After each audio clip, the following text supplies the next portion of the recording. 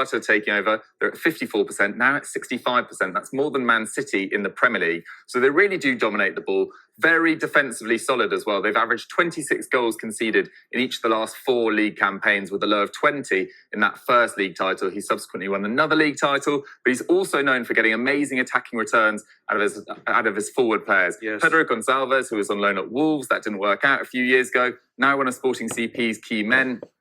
He's averaged around 15 goals per season. Victor Gyökeres, 1.2 goals and assists since joining from Coventry City the summer before last.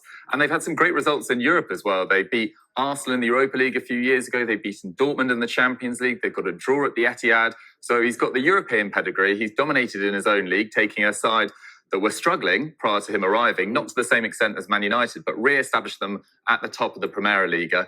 When you say Gyökeres, sorry, Doogie, but when you say Gyökeres, 1.2 goals assists per game? Per game. Since he signed? Since taking over. So, wow. Yeah, he's at over a goal per game, and then a number of assists as well. 2 goals in the Champions League last week. Yeah. He's been absolutely remarkable. Gonzalo Inacio now looks like the next big thing. Same with Diomande. And they've lost key players every summer as well. So it has been super impressive.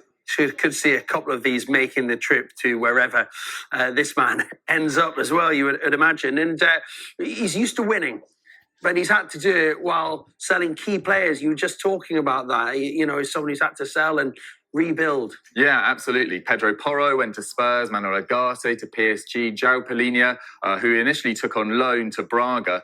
Then he established himself at Sporting CP, went to Fulham, now at Bayern Munich. And you look at Matheus Nunes being good enough to get a move to Man City. Eventually after having joined Wolves, Nuno Mensch now looks like a real star at PSG, all developed under Rubén Amorim. And these are amazing financial returns on players that he's improved and got better during his time there. So that is something that he probably won't have to deal with so much at Man United, being higher up the food chain than Sporting CP. But at the same time, improving players is going to be vital if he wants to take Man United from 14th to eventually back in the Champions League and hopefully challenge for honours if he gets that job. Well, PSR, as you know, affects Manchester United as well. True. And so if these days, every Premier League club, without exception...